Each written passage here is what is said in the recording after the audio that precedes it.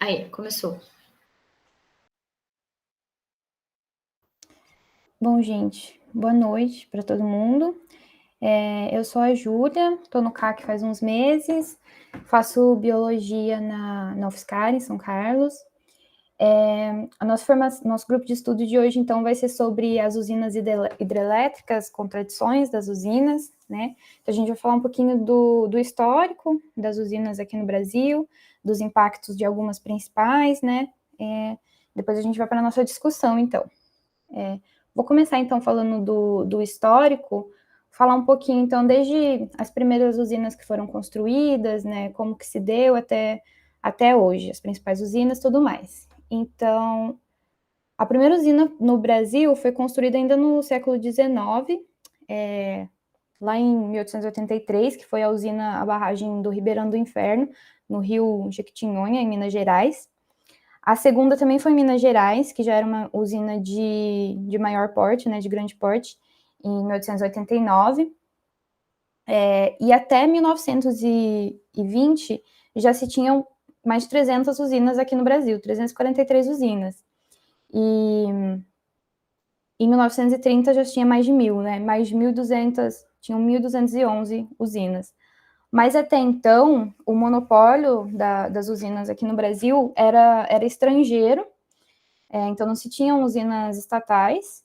Duas empresas, grandes empresas, que tinham usinas de grande porte aqui, eram a Light, uma canadense, que se instalou aqui em 1899, e a estadunidense Amphorp, que se instalou em 1924. Pode passar.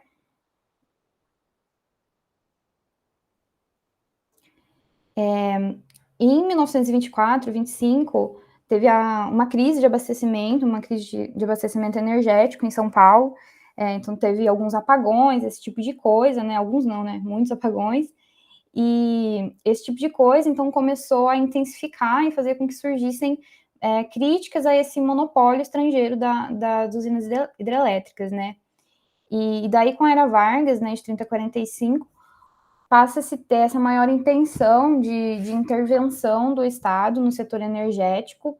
Então, é nessa época que vai ser, por exemplo, criado o Código das Águas. Esse Código das Águas vai dar um poder para a União de ter um maior controle.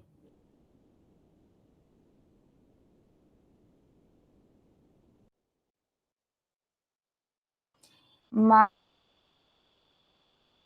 lá na década de 40, a gente vai ter também mais uma nova crise energética, né, que vem por causa do aumento muito rápido da urbanização. Vocês estão conseguindo me ouvir? Não, eu estava ouvindo assim, só deu uma travada por alguns segundinhos, mas agora tá de boa. Se Qualquer travar de coisa. novo, me avisa. Tá, daí vocês me interrompem, qualquer coisa. Então, né, na década de 40 tem essa crise energética por causa da urbanização, então o maior uso de eletrodomésticos, também tem uma demanda energética maior, e isso juntamente com a impossibilidade de adquirir produtos importados por causa da Segunda Guerra, né? Então, que foi uma coisa que também impactou nessa questão. E por causa disso, então, a gente tem essa nova crise energética e uma diminuição desse investimento do Estado em construir as usinas hidrelétricas, né? Mas as empresas privadas e estrangeiras continuam a construir nesse período que o Estado não estava. Mas essa iniciativa privada, ela não é suficiente, né? A expansão dela não é suficiente, o que dá brecha para primeiras iniciativas estatais, que nesse primeiro momento vão ser regionais, então vão ser concessionárias estaduais, que vão começar a construir as hidrelétricas. Pode passar. E obviamente, também, né, nesse período tinha uma grande influência estadunidense, tanto pela questão da disputa ideológica do contexto, né, entre Estados Unidos e União Soviética, quanto por uma busca do país por financiamento estrangeiro. Em seguida, então, no governo Dutra, vai ter uma maior intensificação também desse financiamento do governo no setor das hidrelétricas, principalmente através do Plano SALT, que era um plano que buscava uma planificação do desenvolvimento econômico, E em 48 é, por exemplo, criada a Companhia Elétrica de São Francisco, que vai ser importante nessa história das hidrelétricas. E aí, em 51, com a volta de Vargas, né, que volta ao poder com uma agenda desenvolvimentista muito forte, com objetivos de implementar uma indústria de base no país, se tem a volta desse investimento no Estado nas hidrelétricas, né? Então, daí se tem, por exemplo, a intenção da criação da Eletrobras, nesse primeiro momento, em comparada a um plano nacional de eletrificação, mas esses planos não tiveram sucesso por causa das iniciativas privadas. Na década de 50 também, esses investimentos do governo se mostraram insuficientes, o que levou a uma busca por empréstimos, né, estrangeiros do Banco Mundial. De 50 a 55, o país vai sofrer de novo com a crise energética, dessa vez por causa da estiagem, né, no Sudeste, e em seguida com o governo de JK em 56, para meio que recuperar, né, esse período de estiagem e tudo mais, em que teve esse impacto no desenvolvimento, e com todo o plano de metas, os 50 anos em 5 e tudo mais, vai ser criado o Ministério das Minas e Energia. Esse ministério vai buscar, então, uma ampliação das barragens, uma ampliação na construção das hidrelétricas de grande porte, como a hidrelétrica de Furnas e de Três Marias. E, então, nesse período, esse investimento na eletricidade hidráulica vai ter um salto, vai ter um aumento de 138% da produção de energia através das hidrelétricas, né, a construção de 58 grandes barragens, então é um salto consideravelmente grande. Em 61, que se tem efetivamente a promulgação da Eletrobras, né, que se tinha intenção anteriormente, mas só em 61 ela foi promulgada, e a Eletrobras, então, vai ser responsável, por exemplo, por estudos para a implementação, para o desenvolvimento de projetos de hidrelétricas, pela construção, pela operação de unidades, e pela distribuição, né, de energia. Pode passar. Então, depois disso, né, no regime militar, também vai ter um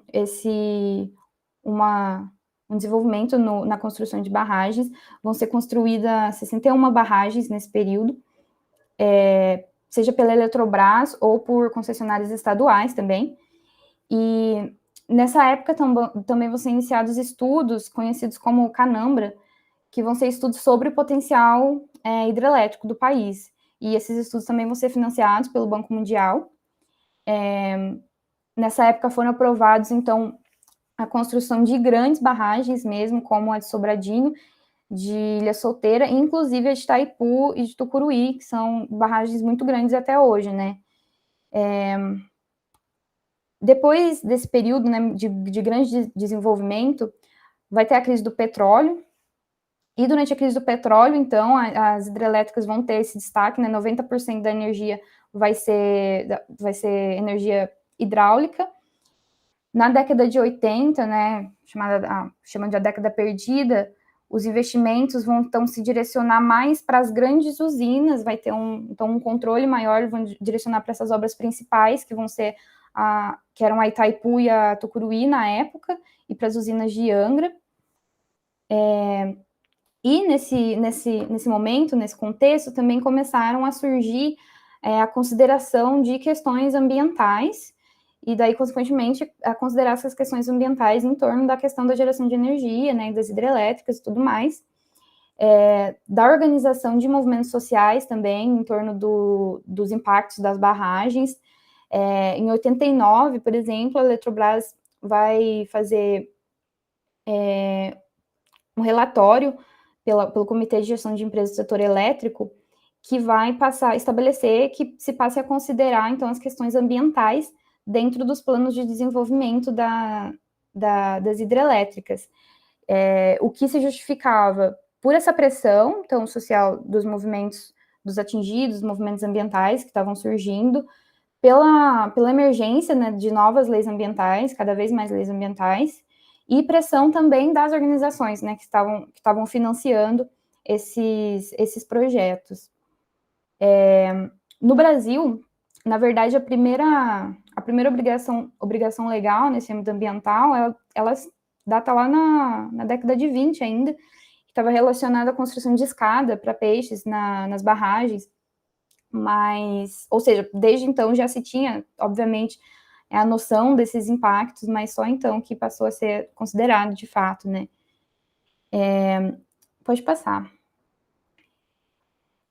Apesar de estarem começando a considerar essas questões, os impactos ambientais, ainda não se discutiam, não se consideravam as questões dos impactos das populações locais, né? Para além das indenizações.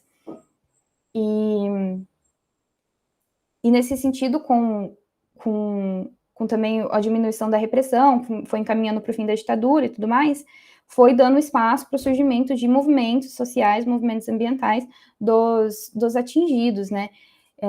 Começaram a surgir nesse contexto. Outra questão que também estava influenciando o desenvolvimento das hidrelétricas nessa época, como eu falei, né, tinham uma dependência muito grande dos empréstimos.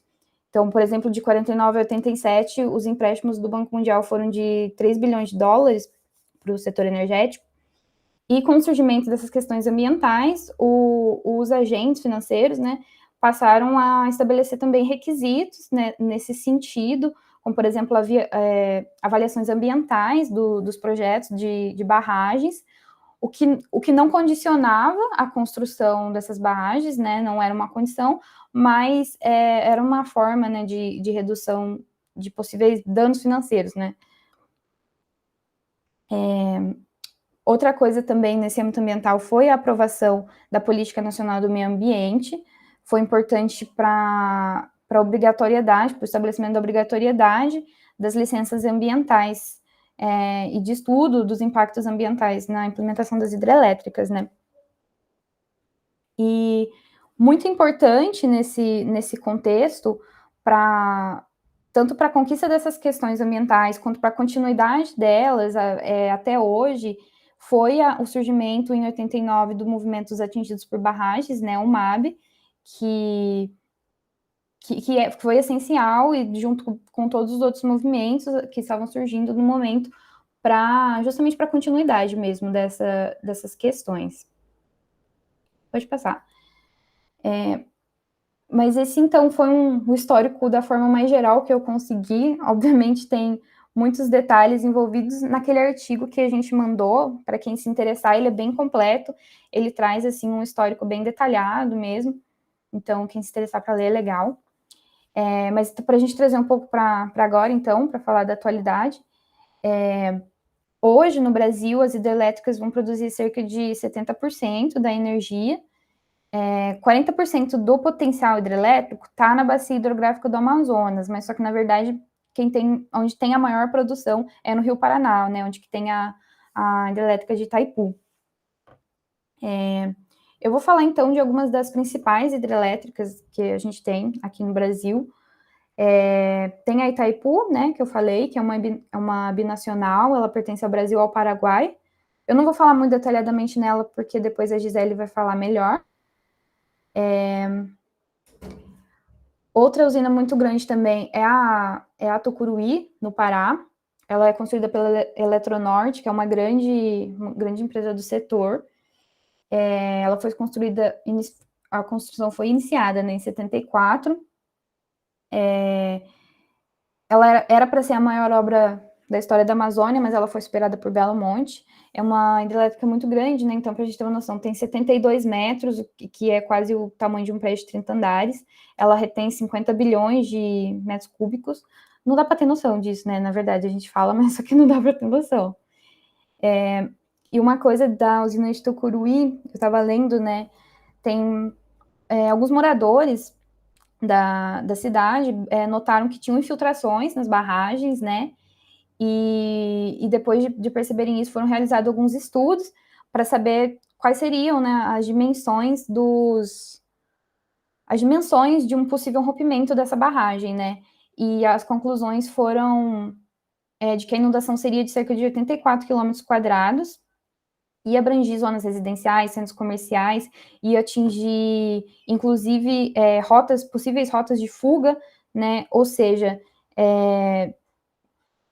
o impacto para a população, mortes das pessoas seriam inevitável. E diante disso, seria essencial que tivesse um plano emergencial de ação, né, pela Eletronorte, mas até hoje não se tem. Até onde eu sei, pelo menos até onde eu consegui achar, não se tem esse plano emergencial, né? Mesmo eles sabendo do potencial, eles sempre falam que não, que tá tudo bem, que não vai acontecer, né? Pode passar.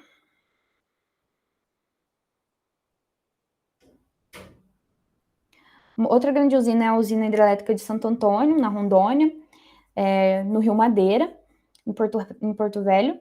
Ela é considerada a quarta maior hidrelétrica do país.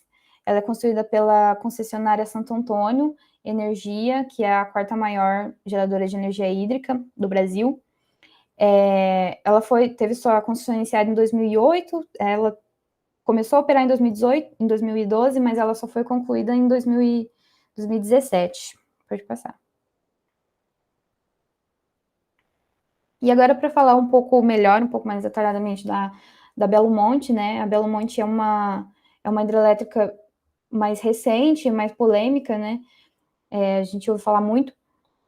Apesar da construção dela ser recente, o plano de construção, o plano de desenvolvimento dela existe desde 75, com os estudos de inventário hidrelétrico da bacia hidrográfica do Xingu, do rio Xingu.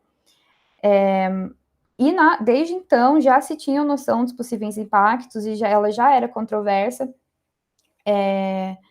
mas ela começou a ser construída só em julho de 2010, né? Tinha essa proposta de ser a terceira maior hidrelétrica do mundo, com essa potência de 11 mil megawatts, mas a verdade é que isso nunca foi atingido, essa potência nunca foi atingida. E nesse contexto, né, desde 75, né, de planejamento da Belo Monte, um momento muito importante foi o primeiro encontro dos povos indígenas do Xingu, em Altamira, em 89. O encontro foi 2 meses depois da morte do Chico Mendes, e era justamente com essa intenção, foi organizado pelas lideranças indígenas locais, e era justamente com essa intenção de discutir essa falta de consulta com as comunidades locais no desenvolvimento da hidrelétrica, e exigir que tivesse esse discurso, né? E essa imagem é muito famosa, né? Ela roda muito na internet até hoje, que é desse encontro, onde a Caiapó Tuíra coloca a lâmina do facão dela no rosto do diretor da Eletronorte. E até hoje a gente vê muito essa imagem, né? Eu não sabia, eu já tinha visto e eu não sabia que era nesse encontro. Não sabia que era tanto tempo atrás assim. Pode passar. E para a gente falar um pouco mais especificamente dos impactos, né? Então, como eu falei, né, a potência dela não foi atingida. Então, para a gente ter uma noção, em 8 de setembro desse ano, ela gerou 244 megawatts, o que equivale a 2% daquela capacidade de 11 mil, ou seja, é um valor minúsculo, se a gente for parar para pensar. E dentre os impactos, né, tem toda a questão ambiental, obviamente, tem a questão de deslocamento da população, deterioração da cultura local, né, o boom populacional que a construção de uma empresa desse tamanho traz. Então, para a gente ter noção, a hidrelétrica foi inaugurada em 2015. E de outubro de 2015 a abril de 2016, a gente tem a migração de mais de 15 mil trabalhadores para a cidade. É uma quantidade muito grande de gente, um período muito curto de tempo. E, obviamente, isso interfere nas relações de convivência locais, interfere na movimentação de riquezas locais, interfere em absolutamente tudo, né? E, inclusive, com essa grande migração de pessoas, a gente teve um aumento de casos de violência sexual em Altamira, decorrente dessas migrações. Se teve aumento da criminalidade, aumento da prostituição. Então, tem muitas questões sociais, culturais envolvidas nesse boom populacional, né? Quanto às questões ambientais, então, tem o impedimento da piracema, que é o período de reprodução dos peixes, né? e para a comunidade que é completamente, as comunidades locais que eram quase completamente dependentes da pesca, isso foi extremamente maléfico, né, obviamente. E quanto aos impactos culturais, né, eu estava vendo um dos documentário não, foi a reportagem que a gente mandou sobre o Belo Monte, e uma das moradoras da comunidade, ela é membro também do movimento Xingu Vivo, estava falando, né, sobre como o rio, ele deixa de fazer parte da vida deles, deixa de ser a fonte de renda, né, deixa de ser a fonte de vida mesmo das comunidades, a fonte de lazer também, e deixam de existir tudo que eles tinham proporcionado pelo rio, e tem essa perda da relação de pertencimento ao rio, né? Que é uma. Então, para além da questão da geração de renda, que era essencial, tem essa questão da relação com o rio, né? E ela fala sobre como isso causou um aumento, por exemplo, de depressão, dentro das comunidades, tudo mais, um aumento da criminalidade, principalmente entre os jovens. Então os impactos culturais são bem profundos, assim. E nesse contexto, tudo mais, em 2008, surge o movimento Xingu Vivo para Sempre.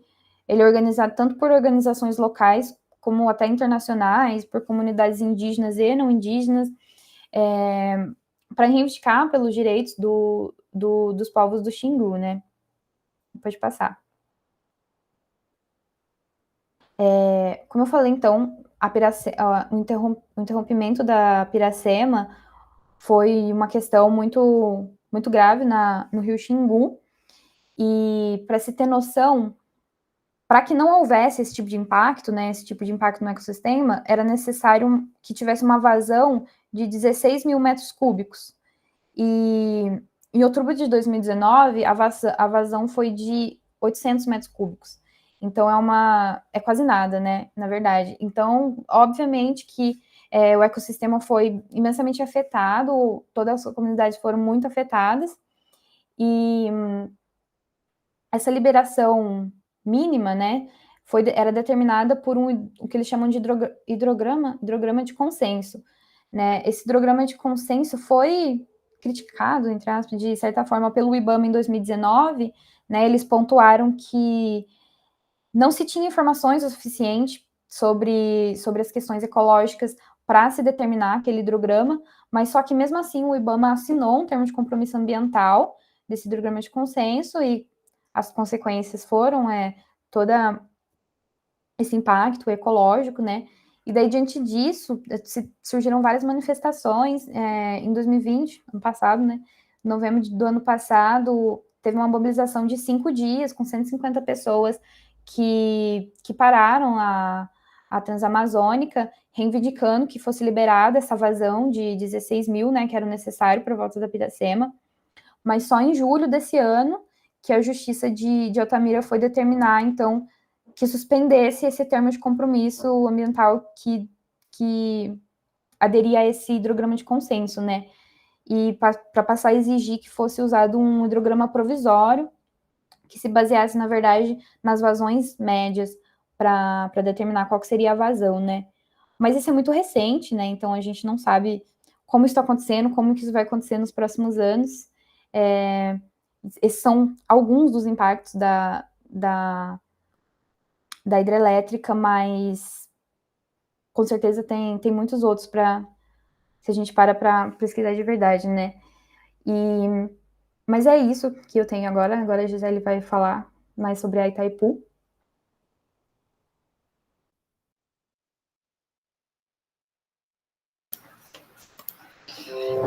Bom, agora eu vou falar sobre a Itaipu, que é a outra usina que a gente... Ai, tá todo mundo me ouvindo? Tá.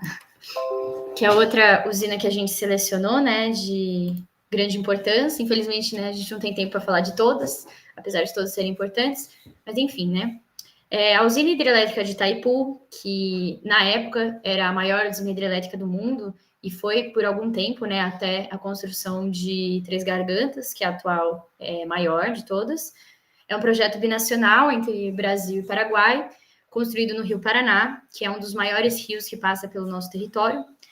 E uma curiosidade que eu achei interessante é que a palavra Itaipu, em Tupi-Guarani, significa pedra que canta, ou pedra na qual a água faz barulho.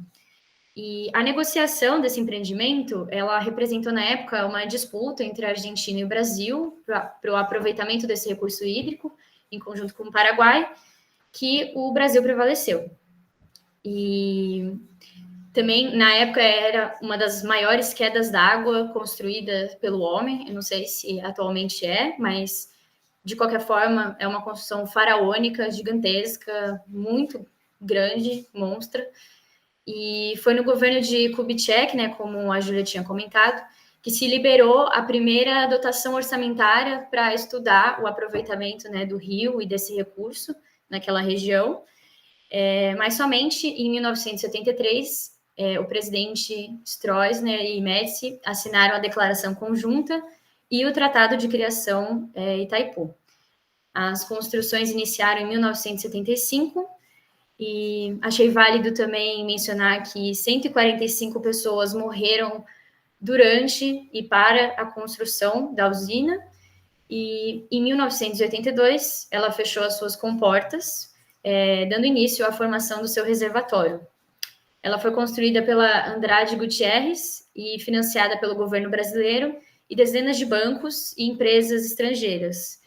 E o Paraguai ele não participou do financiamento, e a energia gerada ela é dividida igualmente entre o Brasil e o Paraguai. Entretanto, o Paraguai ele utiliza mais ou menos 20% ou menos dessa energia, então o Brasil compra de volta o excedente. E na época também esse projeto ele foi considerado uma afronta à soberania do Paraná, do estado do Paraná, né, que não teve voz e nem foi consultado para opinar na decisão dessa obra tão gigantesca. E, obviamente, né, o empreendimento colocou em xeque as condições de vida, a cultura da região, a vida das pessoas, causando indignação e conflitos grandes entre os idealizadores da usina e os residentes de toda aquela região. Resultou em um enorme movimento de resistência altamente organizado que visava as compensações justas para aquela situação.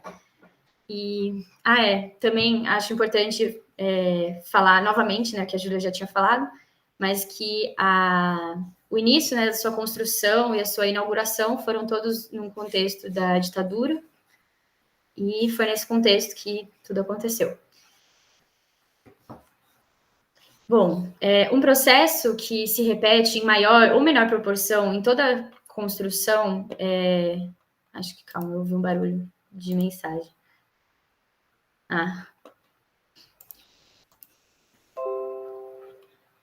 Sim, eu concordo. Um processo que se repete em maior ou menor proporção em toda a construção de usina hidrelétrica impõe uma reestruturação espacial que compromete toda a paisagem, expulsa populações e interfere em todo o ambiente e na natureza que ali reside. E no caso da Itaipu, o seu reservatório inundou 780 quilômetros quadrados de terras brasileiras e 570 quilômetros quadrados de terras paraguaias, tidas como uma das mais férteis do mundo na época. E de forma compulsória, expropriou mais de 42 mil pessoas que residiam na área. E esse processo representa um total descaso com a população e com a cultura regional. E, além disso, os municípios, né, que foram atingidos no entorno, eles sofreram muito com essa migração, porque isso representou a migração da força de trabalho através da qual aqueles municípios sobreviviam e tinham o equilíbrio de funcionamento deles. E no dia 11 de julho de 1980, foi realizada uma reunião com as lideranças da região e um pastor que chamava Werner Fuchs, não sei falar o nome dele, mas ele foi uma personalidade importante nesse momento. E o principal assunto discutido era as reclamações em relação a Itaipu e ao INCRA, que eram constantes em relação à indenização. E o tempo corria e a hora deles terem que sair da terra estava cada vez mais perto. A insegurança que pesava sobre as pessoas em relação ao futuro de suas famílias era desesperadora, porque, né, faz um tempo já que isso foi construído, então as formas de compensação eram bem piores, assim, hoje já é horrível, né? Mas na época era pior ainda. E nessa época, nesse dia, né, na verdade, das 6 mil propriedades rurais, já se havia desapropriado cerca de 60%, e estava prometido que até junho de 81 estaria com todo o trabalho concluído. E o que acontecia muito nesse conflito era que era um jogo de empurra-empurra, onde a Itaipu dizia que não indenizava porque o INCRA não fornecia os títulos, e o INCRA dizia que não fornecia os títulos que comprovam, né, a terra, porque a Itaipu não fornecia as plantas topográficas. Então, estava nesse embate burocrático para poder indenizar todas essas pessoas. E essas fotos aqui são justamente dessa época, assim, de eventos e essas reuniões que estavam sendo feitas. E eu peguei essas fotos de um artigo de uma pesquisadora de geografia da época que acompanhou, que ela chama Inês Germani. E agora eu trouxe um poema de um dos militantes do movimento que surgiu e também de uma pessoa, de um agricultor, né, que foi atingido. Aí eu queria saber se tem algum voluntário para ler o poema para a gente. Eu posso ler. Calma. Não sei se eu sei ler. Não, tô brincando. 15 dias de luta e 15 dias de sofrimento que nós temos aqui reunidos, fazendo reza, pedindo aumento, porque a terra subiu demais, e a Itaipu, poucos por cento. Eu acho que eu não sei ler mesmo. Calma aí, rapidão, vou falar de novo. Ele tá escrito de jeito estranho mesmo. 15 dias de luta e 15 dias de sofrimento, que nós temos aqui reunidos, fazendo reza, pedindo aumento, porque a terra subiu demais, e a Itaipu, poucos por cento. Já fomos levados 4 anos, e ainda não chegou este momento. Será que vocês já esqueceram tudo aquilo que foi falado? Para nós fica tranquilo e também não ficar preocupado, que até fôssemos todos indenizados. Agora já temos 81 e ainda não encontramos o resultado. Até o Teixeirinha e o Zé Bétio vocês mandariam no rádio falar que nós, depois de ser indenizado, nossas terras ainda podia plantar. Talvez 3 ou 4 anos, até que vocês iam ocupar.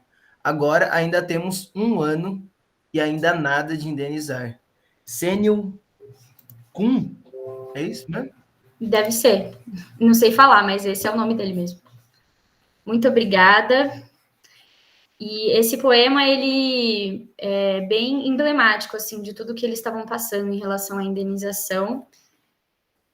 E foi no dia 14 de julho de 1980 que os expropriados, eles cercaram o escritório da Itaipu, em Santa Helena, e ali permaneceram e estabeleceram um acampamento durante 16 dias, dando início ao movimento que ficou chamado Movimento Justiça e Terra.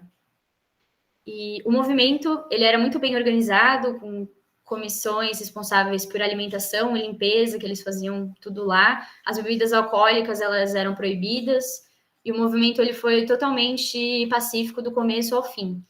Aí essas fotos também são justamente desse lugar, do local que eles estavam acampados, né? E era bastante gente mesmo, né? Dá para perceber um pouco aqui. Essa pessoa aqui que está falando é aquele pastor com nome estranho que eu mencionei. Tinha muitas figuras representantes de igreja e religiosas que apoiaram bastante eles. Achei isso interessante. Aí eu falei muito... Ah, não. Confundi o slide. Aqui é mais fotos, são mais fotos. Aqui algumas assembleias que eles faziam, eles votavam para fazer as decisões. E aqui um cartaz que eles usavam para protestar, agricultores rumo à favela. É bem triste, mas é bem isso que representa, né? Uma marginalização dessas pessoas. E... Bom, eu falei bastante sobre os agricultores, né? Mas e os indígenas, né? Sim, tinha indígenas que estavam nessa região, na margem esquerda do Rio Paraná, entre o Rio Ocoí e o Arroio de Jacutinga, nos limites do município de Foz do Iguaçu e São Miguel do Iguaçu, residia um grupo de 13 famílias indígenas, Avá Guarani, que é um ramo da família Guarani, pertencentes do grupo Xiripã. E as terras desses indígenas, elas já haviam sido reduzidas e muito, mas aí com a implementação da represa, as suas terras elas foram completamente inundadas, sem sobrar nada. E assim, nem a Itaipu e nem os outros órgãos responsáveis, como a FUNAI, foram capazes na época de oferecer uma compensação e um norteamento, assim, um apoio satisfatório. Infelizmente, assim, esse povo se fragmentou e eles se separaram, alguns migraram para o Paraguai, outros para o Mato Grosso e outras regiões. Alguns, eles se mudaram para cidades próximas e sobreviveram trabalhando como boias frias em cidades vizinhas.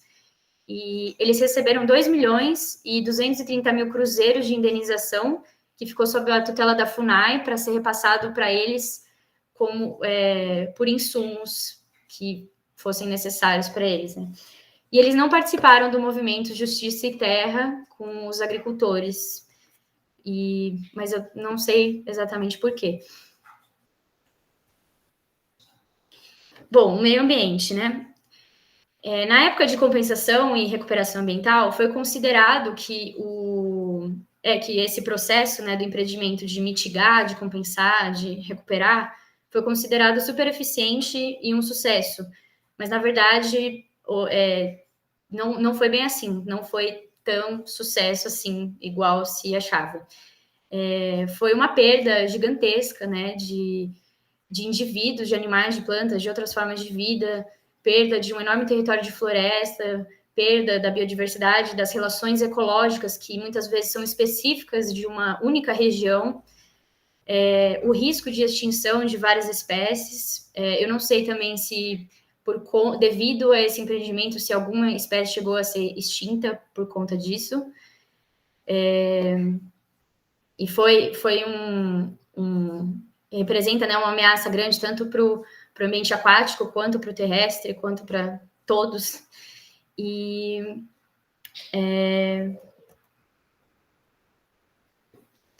outra questão, assim, que é muito triste que aconteceu, o salto Sete Quedas, né, que era como era chamado a cachoeira, que era de uma beleza natural incrível, de valor inestimável, que foi perdida completamente, e ela era a maior cachoeira do mundo, em termos de volume de água. Para vocês terem noção, hoje, as cataratas do Niágara é a maior cachoeira do mundo.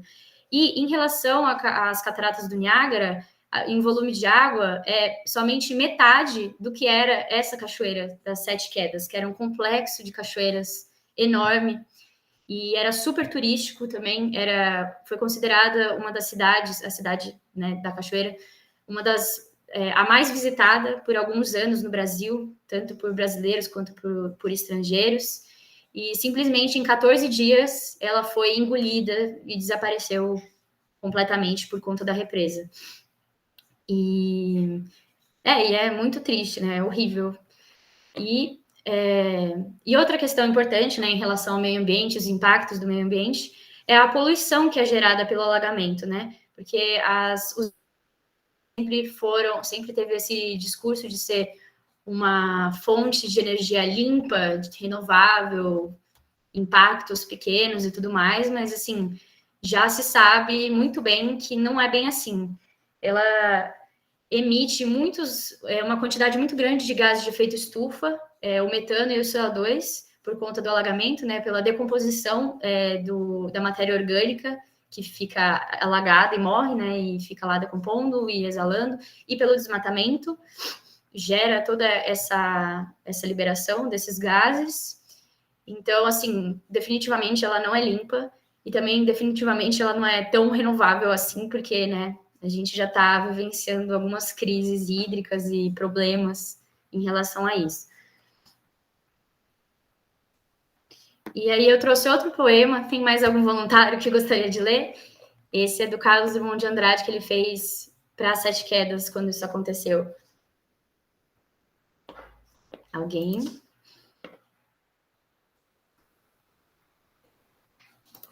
Tá, eu vou ler então. 7 quedas por nós passaram, e não soubemos amá-las. e todas 7 foram mortas, e todas 7 somem no ar. 7 fantasmas, 7 crimes, dos vivos golpeando a vida, que nunca mais renascerá.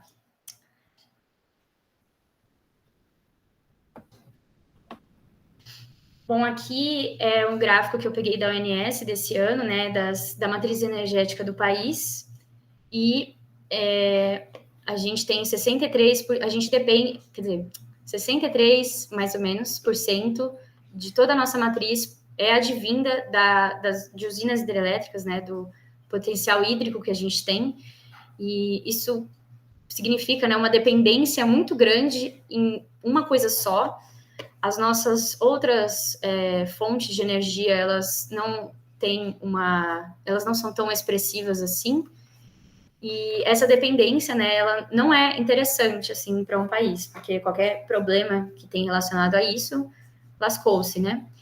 Então, e também, algo interessante de se comentar é que essa alta dependência das hidrelétricas, quer dizer, essa grande quantidade de usinas hidrelétricas no país e de empreendimentos também muito grandes, é um ciclo de retroalimentação, assim, de degradação ambiental e de geração de energia que às vezes é falha. Então, para você conseguir essa energia, você devasta a natureza e impacta ela de uma forma muito grande. Isso modifica o ambiente, modifica o recurso em si, e aí você não tem mais esse recurso super disponível para você. Então, algo que não é interessante a ser feito. E que mais que eu tinha que falar? E também a gente percebe um alto investimento nesses tipos de empreendimento, né, de usinas hidrelétricas, e que é um pouquinho contraditório, né? Não faz muito sentido. E aí, a partir disso, eu trouxe essas notícias aqui para representar, assim, um pouco do que a gente está vivendo, assim, na atualidade, né? Que aquelas usinas hidrelétricas, a de Itaipu, por exemplo, representava a solução da crise hídrica para sempre, um empreendimento enorme que prometia tudo, né? E feito justamente em um dos maiores rios que a gente tem no Brasil, um rio gigantesco, e simplesmente não temos água. Itaipu enfrenta crise energética com seca no Rio Paraná. A barragem da usina registra a menor produção desde 2005, quando a hidrelétrica começou a operar em plena capacidade. E também essa relação que a gente vê hoje, né, que é entre desmatamento e o aumento do preço na conta de luz do Brasil. Então, né, a gente percebe essa enorme contradição, né? Um país que tem muita água e explora muito os recursos hídricos, né, para geração de energia. A gente tem que pagar um valor exorbitante, né? A classe trabalhadora tem que pagar um valor exorbitante na conta de luz, que vem de um recurso que era super abundante. Aí tem essas contradições. E aí, a partir disso, a gente trouxe algumas perguntas para abrir a discussão, e fiquem à vontade para tirar dúvida e pensar sobre essas perguntas. Obrigada.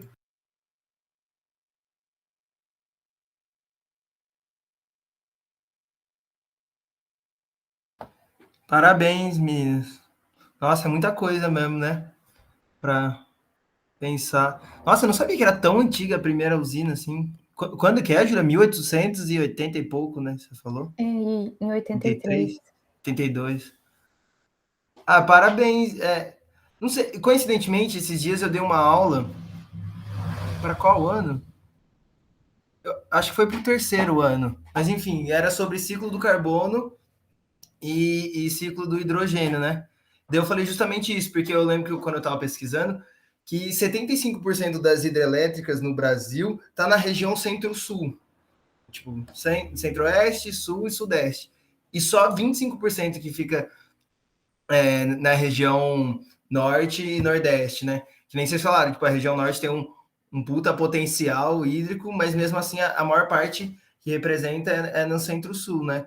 Então, essa questão do desmatamento, não sei se já ouviram falar, né, todo mundo, mas de rios voadores, porque, tipo assim, a Amazônia, ela tem uma mega evapotranspiração, né, monstruosa, e tipo assim, ela chega, agora eu não sei mais, né, porque quando eu vi isso fazia 2 anos atrás, mas ela evapotranspira cerca de 20 bilhões de toneladas de água por dia, todos os dias. E a vazão do rio, do rio Amazonas, do rio Amazonas, é 17 milhões, é 17 bilhões. Ou seja, a Amazônia mais evapotranspira do que o segundo maior rio do mundo, né, que é o Amazonas. Então é uma relação direta. Se você desmata, não é nem só a causa de aumentar o carbono, blá blá blá, mas é uma relação direta, porque estava falando, se você. A questão de não ter mais essa árvore, de não liberar mais essa transpiração das árvores para a atmosfera, faz com que não chegue mais tanta chuva para a região centro-sul do país. Porque, tipo assim, vai enchendo, né, de gotas de água na atmosfera, ela bate nos Andes e vai descendo o Brasil, né? Chega no centro-oeste e no sudeste.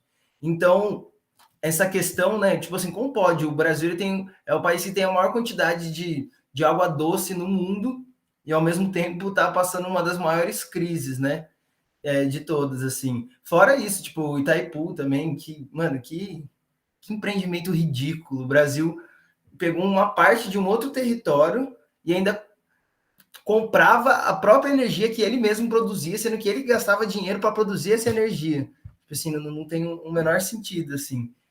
Mas e a parte difícil é isso, né? Que vocês falaram, por exemplo, de Eletronorte. Ela é a maior ou uma das maiores? Acho que é uma das maiores, né? Mas assim, já começa errado porque ela é capital misto, né? Não sei se ainda é assim, mas assim, aquele negócio de 49%, geralmente assim, né? 49% privatizada e 51% estatizada, né? Então, tipo, eu lembro que quando teve essa questão de Itaipu, que foi no governo Dilma, né, que Itaipu realmente foi para frente, né? Que estava mostrando o quanto que alguns empresários específicos do setor privado da Eletronorte ia receber, assim. Mas, por enquanto é isso, assim. Que a questão de alternativas tem algumas coisas na cabeça, mas acho melhor a Lívia falar primeiro. E parabéns de novo, ficou bem massa a apresentação.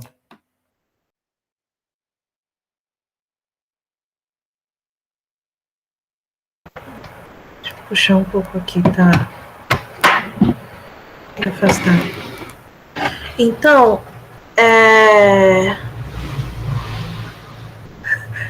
Estou um pouco em choque.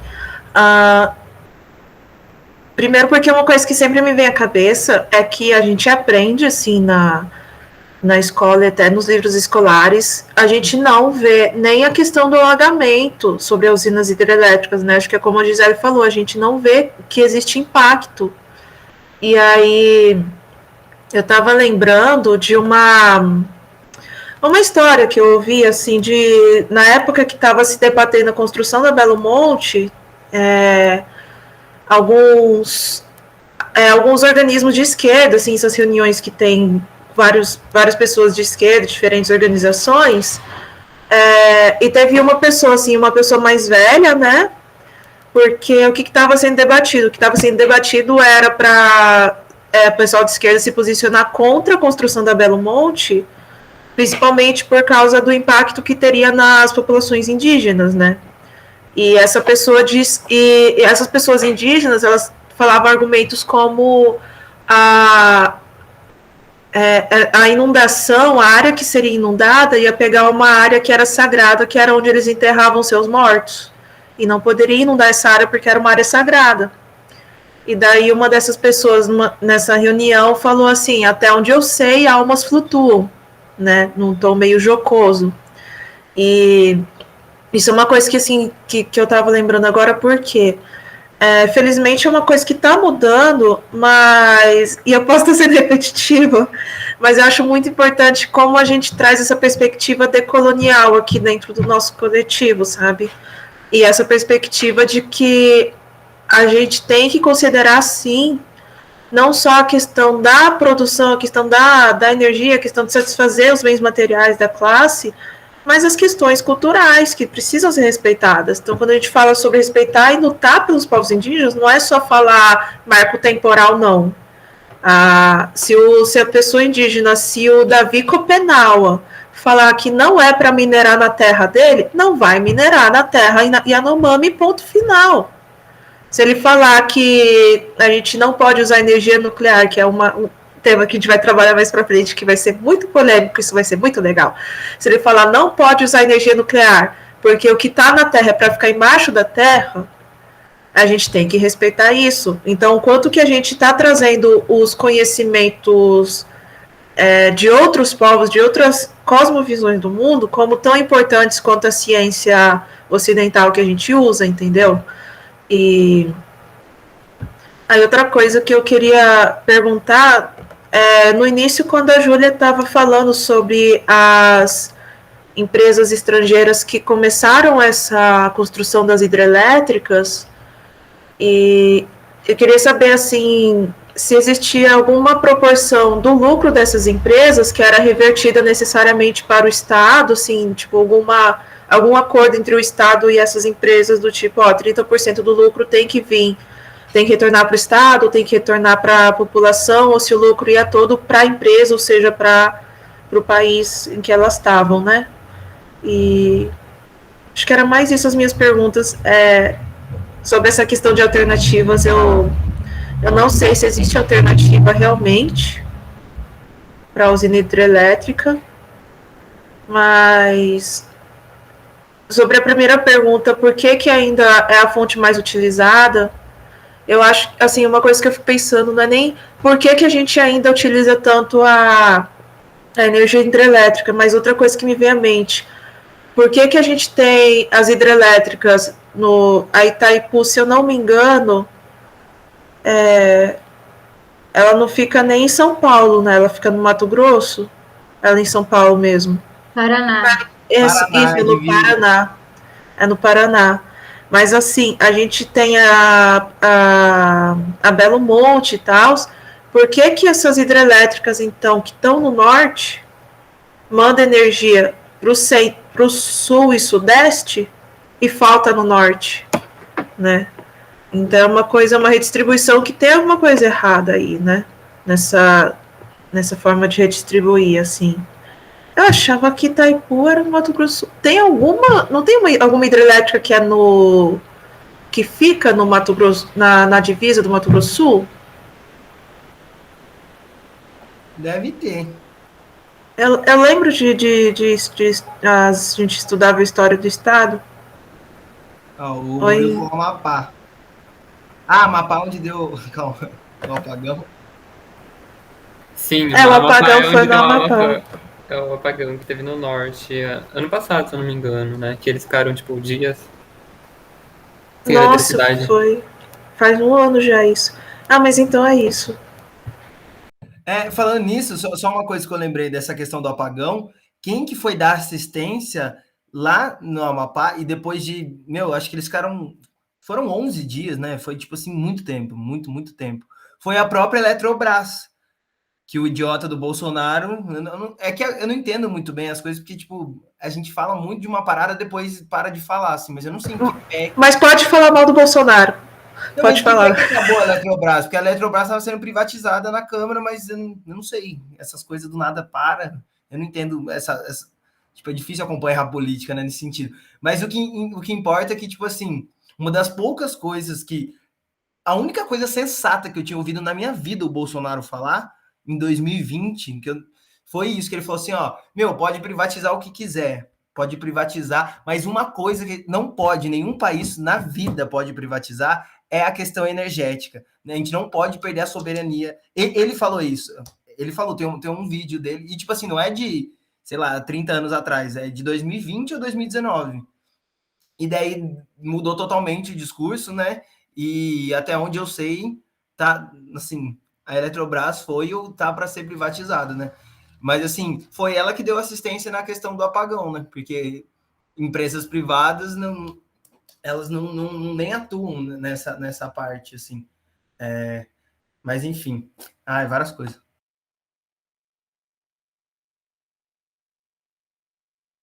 Mano, e foi um negócio tão louco, velho, que eu lembro um camarada meu que é do Pará, e ele estava fazendo campanha para arrecadar água, arrecadar essas coisas para ir colocar num avião. Acho que era um avião estatal, não era particular, não. Para colocar num avião para enviar pro Amapá, tá ligado? Então, tipo. E ele conseguiu algumas. Ele conseguiu, tipo, muita doação, assim, sabe? Fez uma campanha da hora.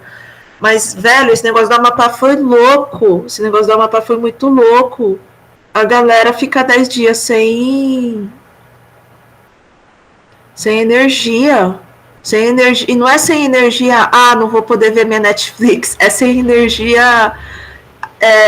Não tinha como manter os alimentos, sabe? Tipo, não tinha como manter alimento gelado para comer. Entendeu? E, tipo, sei lá, quem precisa tem remédio que aguarda numa geladeira, no freezer, a pessoa. Entendeu? Então, assim, os hospitais. Nossa, terrível, terrível. Desculpa, gente, tô viajando aqui.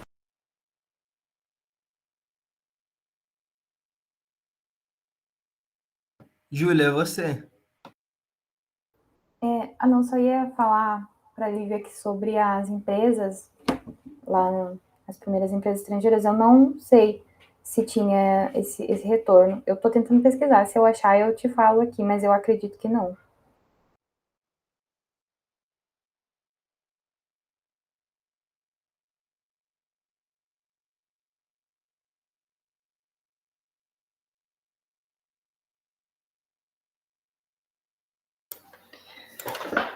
Então, eu fico pensando que também que também eu não pesquisei sobre isso, assim, tecnicamente, das usinas, assim, mas fico pensando, tipo, por que construir um bagulho tão grande que vai alagar, tipo, tanto, assim, sabe? E, tipo, sabe? Não precisa fazer um bagulho tão grande, assim, destruir tanta coisa, acabar com a cultura de tanta gente. E, tipo, acho que isso demonstra muito, assim, como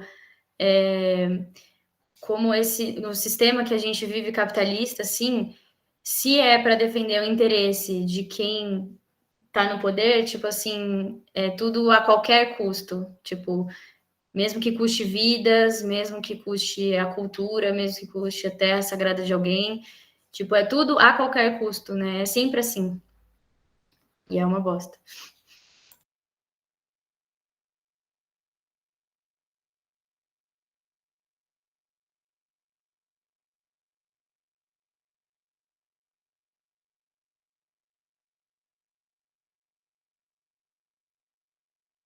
Não, e se você for ver naquele gráfico que você trouxe, é que, tipo, realmente, eu não sei, assim, eu não vou falar coisa que eu não sei, para não falar besteira.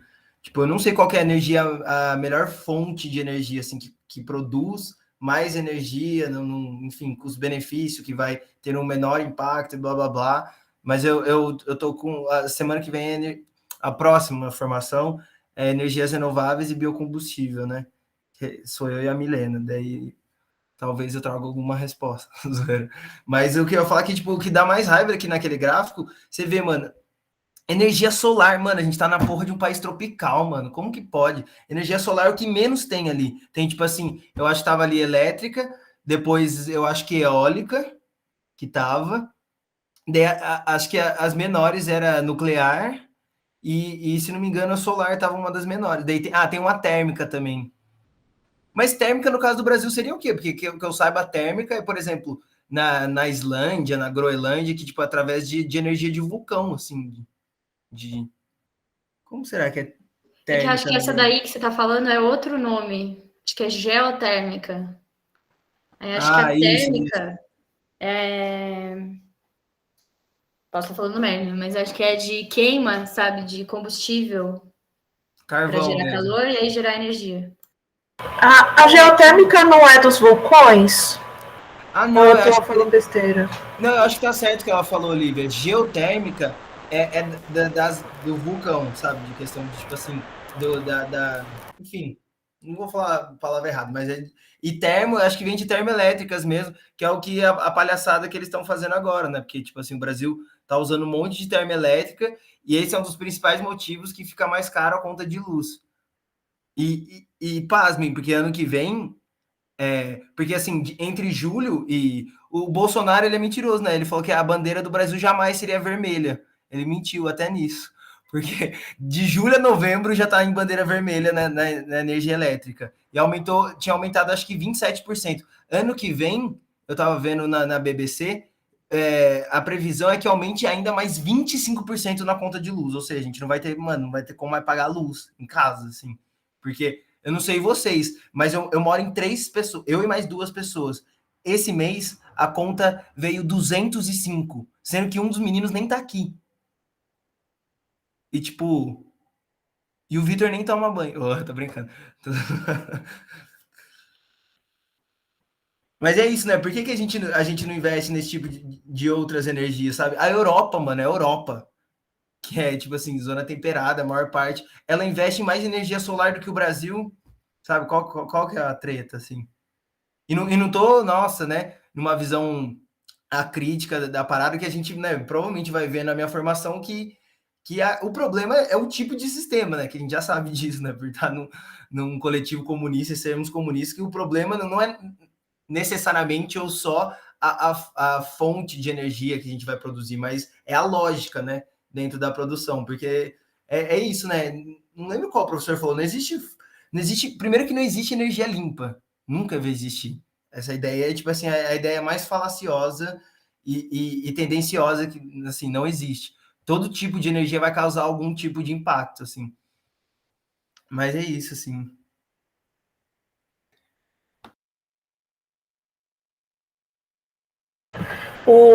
A gente tem que tomar cuidado com a energia solar, porque tem um certo bilionário chamado Elon Musk que tá louco para ter um monopólio privado da produção, né? Porque você precisa lá, todas aquelas questões, né, de como fazer armazenamento e tudo.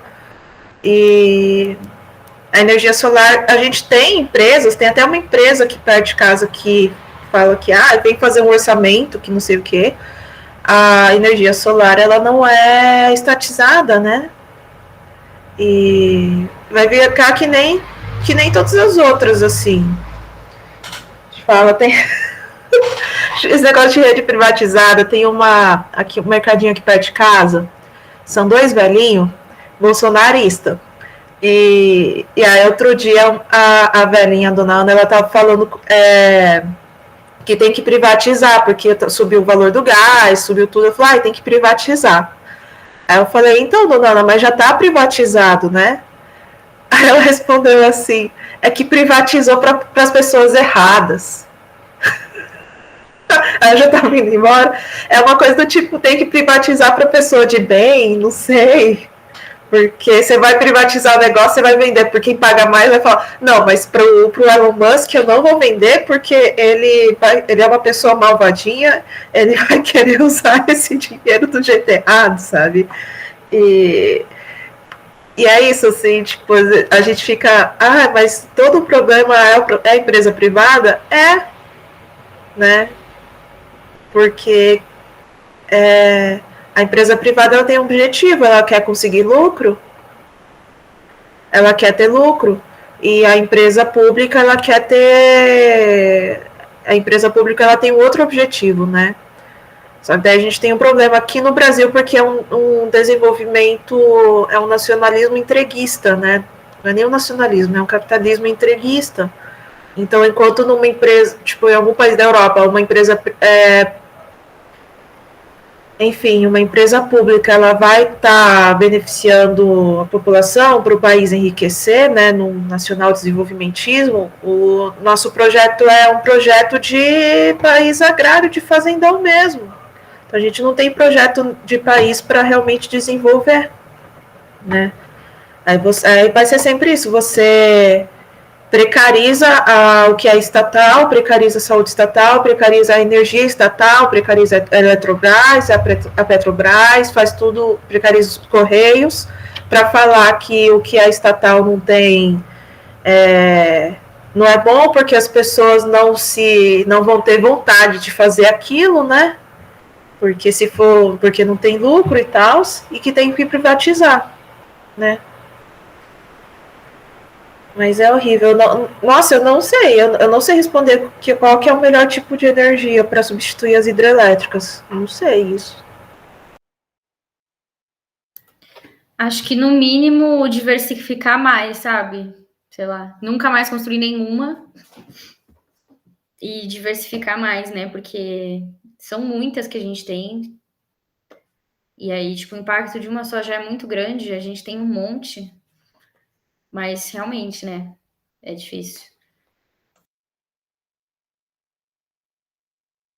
Não, e pensa como é muito, muito complexa essa questão da soberania elétrica, porque, tipo assim, um país que não detém a própria produção energética, fora todas as questões que a gente falou, imagina, a questão energética, ela passa por tudo, assim, que né, a gente estava falando, desde hospitais até a própria parte industrial, tudo. Então, tipo, porque eu tava vendo, na época que tava querendo privatizar a Eletrobras, e aparentemente conseguiram, que ela é sexta, que ela é estatal, né? Ela é sexta empresa com maior lucro no país. Era tipo assim, um lucro líquido de assim, uma coisa bizarra, assim, de 6 bilhões por ano, assim.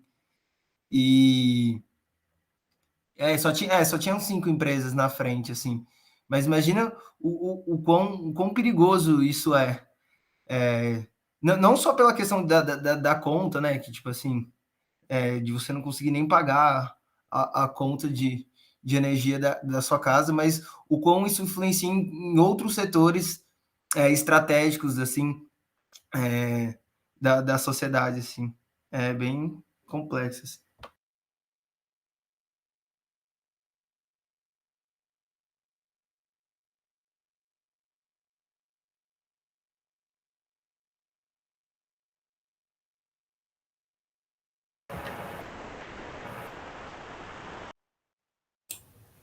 Oi, gente, vou falar um pouco.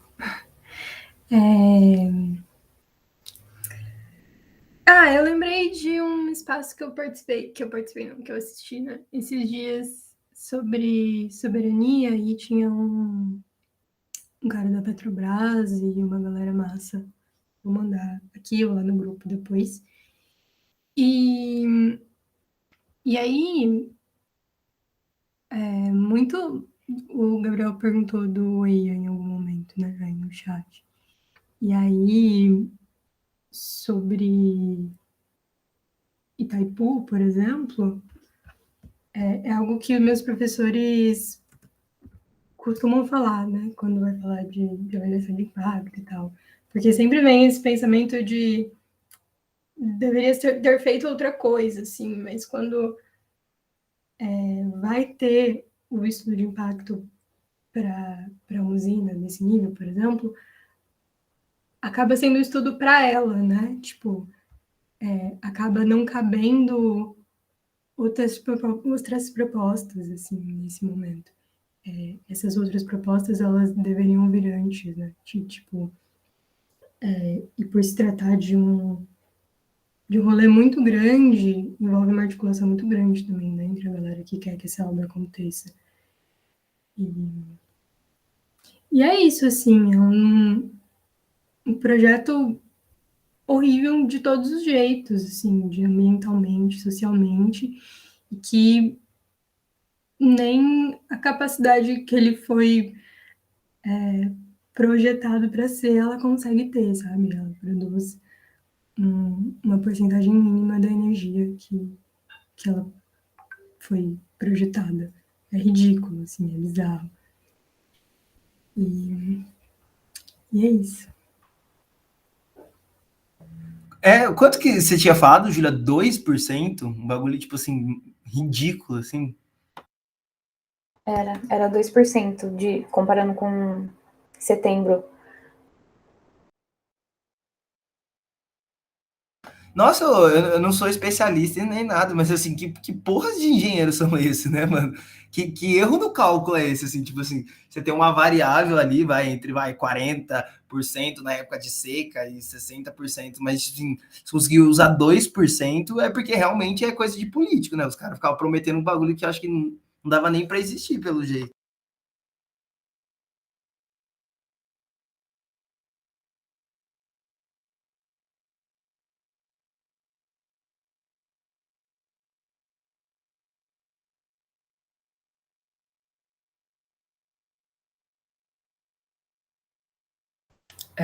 Nossa, eu tô meio desatento aqui fazendo outra coisa e eu não sei como é que tá rolando.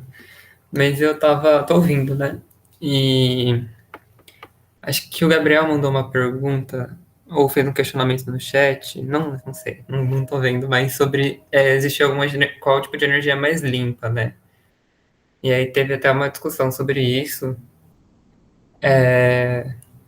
Bom, eu acho que o que tem que ser pensado antes para, sei lá, ter uma matriz energética mais limpa é a lógica e a lógica em que é construída as usinas de qualquer tipo, por exemplo, as hidrelétricas, e a lógica por trás do uso delas, né? Então, no capitalismo, elas são construídas para que as empresas que vão construí-las possam obter o maior lucro possível, mesmo que seja a custo, né, do deslocamento de populações que já viviam nesse local de uma forma injusta, sem indenizá-las, ou então, mesmo que tenha uma indenização em dinheiro, as pessoas vão perder. Às vezes não é promovido espaço de decisão para essas pessoas também, então é a lógica do capitalismo central desse sistema em que a gente vive. E, enfim, é um questionamento interessante, porque eu estava pesquisando sobre transição energética chinesa, que eu me coloquei à disposição para pesquisar, né, sobre o tema dessa formação. E é bem interessante, né, porque a China, por ser, querendo ou não, uma experiência de socialismo real, ela tem pautado também essa questão da transição energética. E ao contrário do que a gente vê por parte da iniciativa privada, como, por exemplo, Elon Musk, querendo que, com essas ideias alucinadas que a Lívia comentou, mesmo que a gente vá atrapalhar a soberania de outro país ou atacar diretamente a democracia desse país, nem que a gente faça um golpe de Estado para a gente conseguir extrair o lítio, né, para as baterias das, das usinas fotovoltaicas. E também, pensando em uma outra lógica de produção dessa energia e da construção das usinas, a gente também pode pensar numa outra lógica de produção científica no entorno da produção energética, né? Então, para que seja uma produção energética que atenda os trabalhadores e que impacte menos a natureza e que, de uma forma, como é que eu posso dizer? Uma forma popular, né? Ao contrário da iniciativa privada, que a gente vê o exemplo do Elon Musk, que está nem aí para a democracia na Bolívia, e também está nem aí para os impactos do lítio, para produzir painéis solares, né? Então, eu acho que essa é uma reflexão que a gente precisa trazer como, não sei, mais prioritária do que e tomar cuidado, né, para tipo não acabar fazendo que muitas vezes acontece uma análise mais tipo primitivista de que vamos voltar no passado e viver nas cavernas e que vai estar tudo bem. Parece até mais fácil, mas também não é bem assim. Acho que é isso, encerro.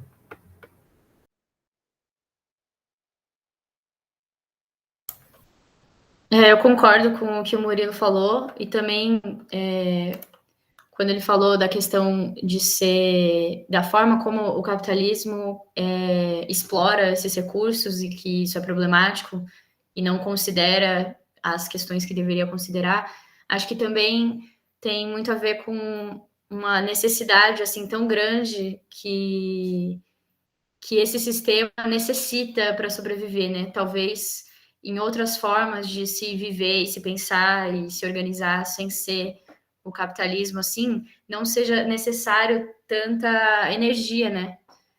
E também se pense em mais formas de reutilizar algumas coisas para que não seja necessário mais energia para produzir as coisas. Mas não sei se ficou confuso.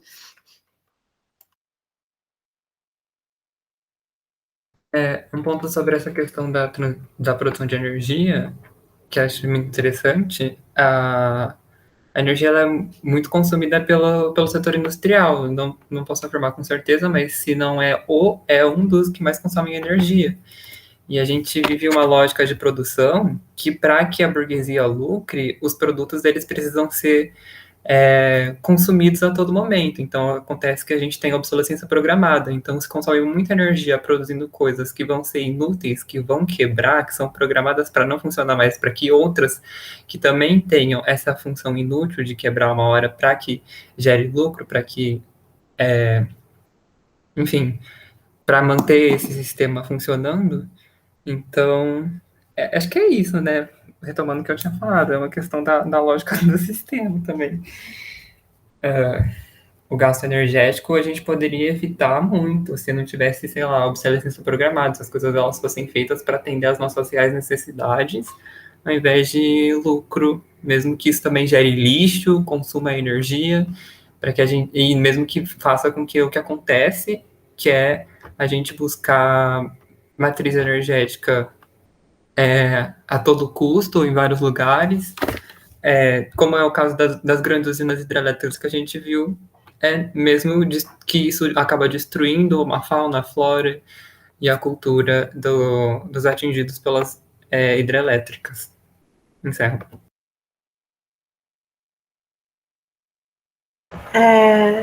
Gente, eu só queria comentar uma coisa que sobre esse tema. Eu achei muito bom essa perspectiva histórica.